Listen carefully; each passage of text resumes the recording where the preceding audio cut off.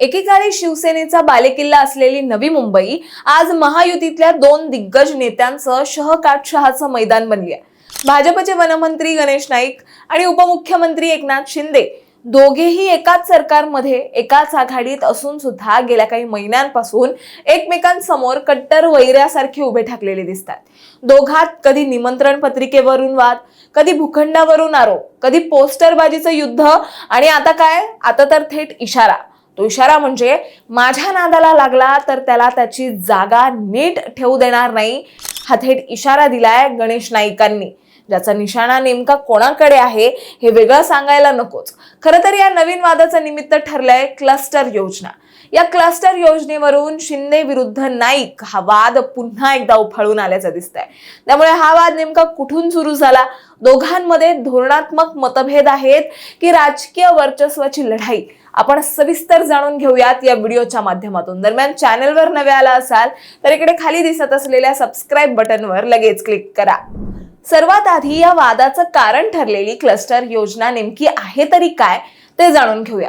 Cluster development म्हणजेच एकेका इमारतीचं स्वतंत्र पुनर्विकास रिडेव्हलपमेंट न करता आजूबाजूच्या अनेक जुन्या मोडकळीस आलेल्या इमारती एकत्र करून त्यांचा सामूहिक पुनर्विकास करणं, ज्यात रस्ते, मैदान, पार्किंगसाठी जागा सोडून सुनियोजित वस्ती उभारणं असा हेतू आहे. दरम्यान नगर विकास खातं एकनाथ शिंदेंकडे असल्यामुळे ही योजना त्यांच्या अखत्यारीत येते. पण आता प्रश्न असा आहे की नाईकांचा आक्षेप नेमका कशावर आहे. तर नाईकांच्या मते क्लस्टरच्या माध्यमातून 30 वर्ष पूर्ण न झालेल्या, मोडकळीस न आलेल्या आणि मजबूत असलेल्या इमारतींनाही जबरदस्तीने या योजनेत ओढण्याचा प्रयत्न होतोय. त्यांचं म्हणणं आहे की जी इमारत खरंच धोकादायक नाही तिला उगाच योजनेत का ओढायचं. आणि यासोबतच त्यांनी UDCPR अंतर्गत मिळणाऱ्या जास्तीच्या FSI वरही बोट ठेवलंय. शहरातल्या सगळ्या इमारतींना जास्त FSI दिलं तर पाणी, रस्ते, वीज यासारख्या पायाभूत सुविधांवर प्रचंड ताण येईल आणि अशी भीती त्यांनी विधानसभेत व्यक्त केली. दरम्यान नाव न घेता पण रोख स्पष्ट ठेवत नाईक त्यांच्या एका भाषणात म्हणाले, गणेश नाईकच्या नादाला लागला ना त्याला त्याची जागा नीट ठेवू देणार नाही, हा इशारा आहे. आता इथे त्यांनी कोणाचंही नाव घेतलेलं नसलं तरीही हा रोख थेट एकनाथ शिंदे यांच्या दिशेने असल्याची चर्चा राजकीय वर्तुळात सुरू आहे. पण तुम्हाला माहित असावं म्हणून सांगते, या दोघांमधले वाद काही नवीन नाहीयेत. याआधीही हे दोघे नेते एकमेकांना वेगवेगळ्या मुद्द्यांवरून बऱ्याचदा भिडलेत. फेब्रुवारी 2026चा भूखंड वाद आणि त्यावरून करण्यात आलेला मंत्रिपदावरून सवाल हे प्रकरण तर तुम्हाला माहितीच असेल. नाईकांनी नवी मुंबईतील भूखंडाच्या मुद्द्यावरून थेट शिंदेंच्या नगरविकास खात्यावरच निशाणा साधला होता. मंत्रीपद गप्प बसण्यासाठी नाही, जनतेबाबत बोलण्यासाठी आहे.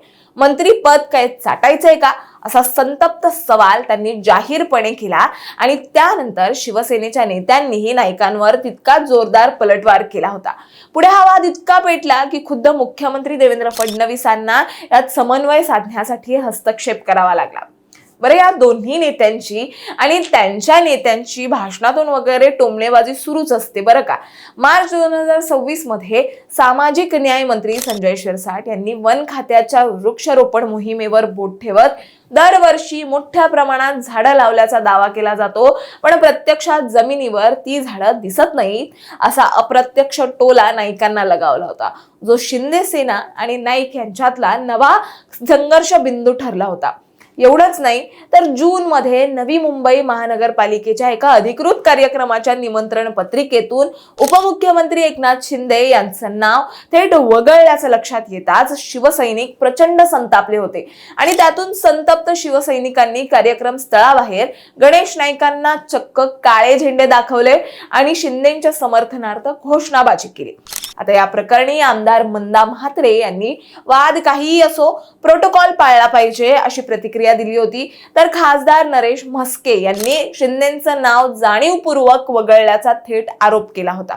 त्यानंतर आत्ताचं हे ताजं प्रकरण क्लस्टर योजना आणि UDCPR वरून नाईकांनी शिंदेंना दिलेला थेट इशारा, ज्यामुळे हा वाद पुन्हा एकदा शिगेला पोहोचलाय. दरम्यान गणेश नाईकांनी दिलेल्या इशाऱ्यावर मंत्री संजय शिरसाट यांनी प्रत्युत्तर दिलंय. ते म्हणाले की गणेश नाईक दरवेळेला काहीतरी बडबड करत असतात, ना त्यांना पक्षात वजन आहे ना त्यांना कोणी विचारत. त्यामुळे आता यावर नाईक काही बोलतील का याकडे सर्वांचं लक्ष लागलंय. शेवटी काय, क्लस्टर योजना हे फक्त एक निमित्त आहे. प्रत्यक्षात नाईक विरुद्ध शिंदे हा सामना गेल्या वर्षभरापासून वेगवेगळ्या रूपात सुरूच आहे. त्यामुळे आता पुढे काय होणार हे बघणं तितकंच महत्वाचं ठरेल. तुम्हाला याबद्दल काय वाटतं हे आम्हाला कमेंटमध्ये नक्की सांगा आणि अशाच माहितीपूर्वक व्हिडिओ बघण्यासाठी लगेच सबस्क्राईब करा प्राईम टाइम महाराष्ट्रला.